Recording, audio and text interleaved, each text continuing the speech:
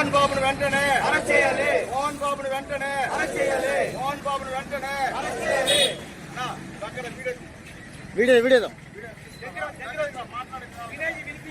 మాట్లాడేది వినిపించాలి కదా.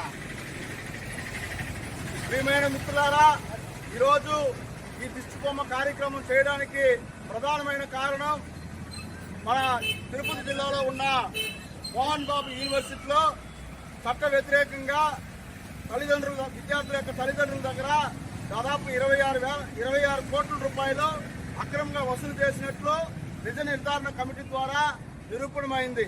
ఆ 26 కోట్ల రూపాయలని వారి యొక్క విద్యార్థుల యొక్క తల్లిదండ్రులకి ఇవ్వమని చెప్పి అక్కడ విద్యార్థి సంఘ నాయకులు ధర్నా చేయడానికి వెళ్తూ ఉంటే ఆ ధర్నా చేయనివ్వకుండా మోహన్ బాబు తన రౌడీలతో అక్కడ ఉన్న వాళ్ళని విద్యార్థి నాయకుల్ని కిడ్నాప్ చేసి తీసుకువెళ్లి చంపించే ప్రయత్నం జరిగింది.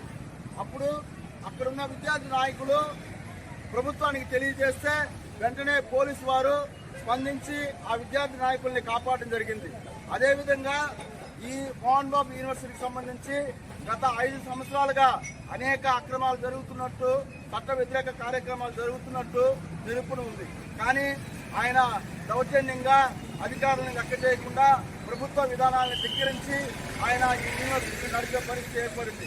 ఒక విద్యార్థి నాయకులుగా అడిగితే దాన్ని ప్రశ్నిస్తే ఆ ప్రశ్నిస్తే దానికి సమాధానం చెప్పకుండా తప్పుందనే అహంకారంతో విద్యార్థుల మీద తిరిగి కేసు పెట్టే పరిస్థితి ఏర్పడింది.